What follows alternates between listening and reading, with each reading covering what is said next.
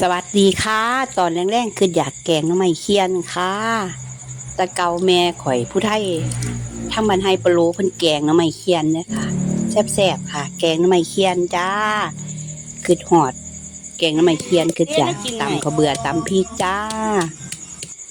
ตำแหลกเรียบร้อยแล้วก็เอาลงไปในน้ำยานางค่ะแกงใส่เห็ดด้วยค่ะแซ่บๆด้วยค่ะมาด้วยค่ะมากินน้ำกันแซ่บๆค่ะ